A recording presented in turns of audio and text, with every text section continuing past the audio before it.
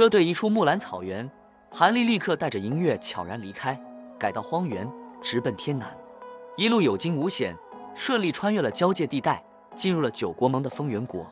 这日，他正飞遁间，忽感一侧灵力剧烈波动，韩立神识一扫，发现是一名元婴初期的木兰法师，正围攻5名结丹修士。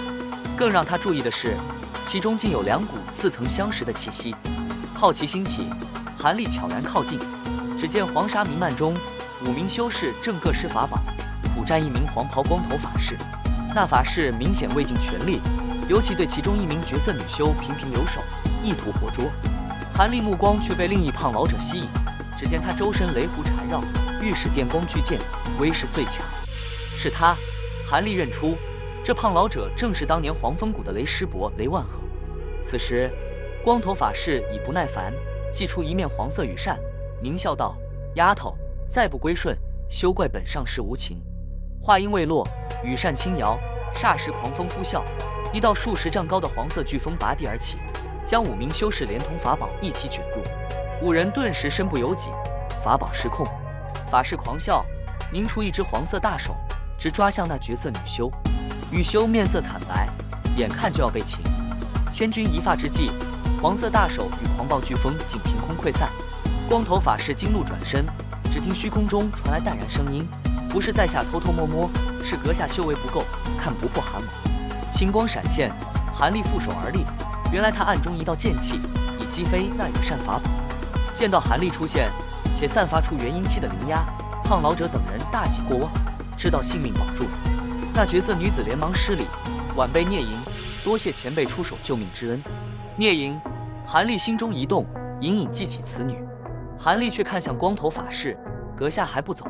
法师怒极反笑，同为元婴初期，口气不小。他猛掐法诀，2颗黄丸射入地面，轰隆2声，2条土石凝成的10丈黄龙破土而出，直扑韩立。韩立轻叹，张口喷出一缕前蓝冰焰，空中一分为2，精准命中龙头。顷刻间，2条黄龙化为冰雕，剑光闪过，冰雕粉碎，只余2颗黄丸落入韩立手中。法师悚然一惊，韩立却以一拍灵兽带，漫天金色甲虫嗡嗡飞出，正是凶名在外的是金虫。是金虫，这么多！光头法师骇然变色，竟二话不说，化作黄虹遁逃而去，速度之快，让韩立也放弃了追击。胖老者雷万鹤急忙上前，深施一礼：“多谢前辈援手大恩，晚辈黄风谷雷万鹤感激不尽。”其余几人也纷纷报上姓名宗门，大礼参拜。前辈，韩立摸了摸下巴，脸上露出一丝古怪神色。韩立展颜一笑，看来当年一别，雷师伯是真的不记得在下了。不过，当年师伯所赠的丹方，可真帮了韩某不小的忙。师伯，丹方，你是？雷万鹤震惊地张大了嘴，随即猛地想起什么，惊骇地结巴起来。旁边的聂莹更是花容变色，娇呼道：“你是李师叔的弟子，韩立，韩师弟。”没想到聂道友还认得韩某。韩立有些意外，他不知当年他筑基成功并被理化元收为弟子后，就已进入门内一些有心人的视线。后来在魔道入侵时屡立战功，名声更是在低阶弟子中传开。聂莹对他印象颇深。你真是当年的韩师侄？雷万鹤仍有些发懵。一名昔日的筑基期师侄，200来年不见，竟成了需要自己仰望的元婴期前辈，这冲击实在太大。韩立平静地邀请众人登上他的御风车，一同赶路。途中，他问起师父理化元的近况。雷万鹤神色黯然告知，理化元100余年前就在与木兰法师的争斗中陨落，其夫人也因未能结丹，在大限来临时作化了。至于韩立那些师兄弟，也无人结丹成功，恐怕早已化作黄土。听闻故人凋零，韩立默然良久，黄风谷的往事仿佛一场遥远的旧梦。聂莹犹豫片刻，开口问道：“韩前辈，不知您是否有意重回黄风谷？”回黄风谷，韩立眉梢微挑，淡然道：“没有兴趣了，我现在是天道盟落云宗的长老。”聂莹和雷万鹤闻言，脸上都闪过失望与复杂之色。他们明白，当年宗门将韩立当作诱饵放弃，如今对方不愿回去，也在情理之中。沉默片刻，韩立忽然转向偃月宗的中年修士唐明华，声音略显低沉地问：“你们偃月宗是否有一名叫南宫婉的女修？她如今怎样了？”唐明华一怔，连忙恭敬回道：前辈认识南宫师叔。南宫师叔一切安好，正在宗内坐镇。师叔，他也进阶元婴了。韩立话语中透出一丝掩不住的欣喜。正是，南宫师叔100余年前便凝阴成功，如今是本门长老之一。前辈是师叔旧识。唐明华殷勤回答。旧识也算吧。韩立轻叹，脸上闪过一丝恍惚。我曾受他大恩，一直想再见他，可惜这些年有事羁绊。唐明华笑道：那前辈来得正好。3个月后，南宫师叔就要与华义门的魏离尘魏长老举行双修大典，正式结为道侣。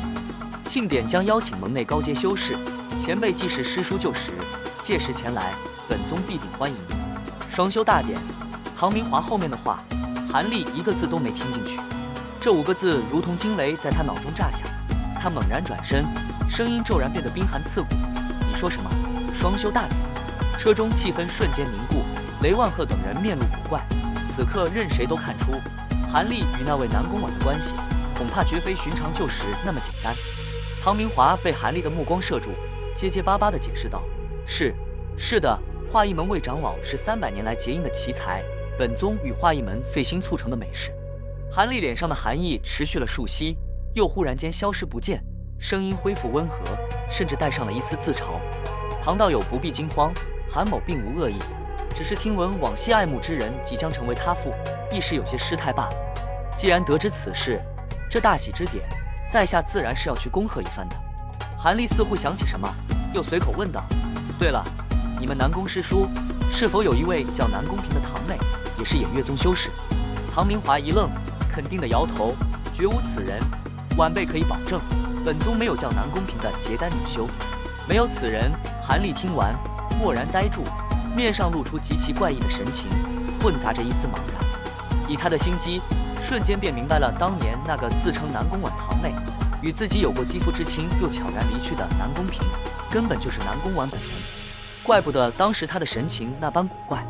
接下来的路程，韩立阴沉着脸，一言不发，只是默默驱车，其他人噤若寒蝉，车内一片死寂。将雷万鹤等人送至安全地带后，韩立便与他们分道扬镳，独自离去。当年与南宫婉的2次交集，虽因修为身份的鸿沟而看似平淡，甚至有些冰冷，但不知何时起，那个女子的身影早已深深烙印在他心中，被他视为属于自己的道侣。如今修为大成，自认足以匹配，却骤然听闻她要嫁给他人，眼睁睁看着南宫婉成为他人之妇，绝无可能。他迅速分析了3条路：一是直接潜入偃月宗，带南宫婉私奔；二是在双修大典当日公然上门提亲，实为抢亲；三是暗中除掉那位华义门的魏离尘。3条路各有利弊，私奔需南宫婉心甘情愿且不顾宗门，公然抢亲则要面对偃月宗、华义门乃至9国盟的巨大压力，暗杀风险极高，一旦暴露，后患无穷。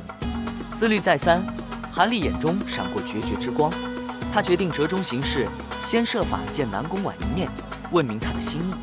若他愿意，则设法带他离开；若他有苦衷不愿，或是有不协，那就在大典前寻机除掉魏离尘，永绝后患。若暗杀也无机会，那便只剩下最后一条路，在天下人面前强行将他带走。这一次，理智让位于深藏心底的情感。他这一生真正动情之时极少，但既然认定，就绝不相让。以他如今的神通，只要不碰上元婴后期的大修士，足以应对绝大多数挑战。心中既定，韩立精神一振，遁光猛然加速，划破长空，目标直指偃月宗。一场因情而起，却必将震动天南修仙界的风暴，已悄然拉开了序幕。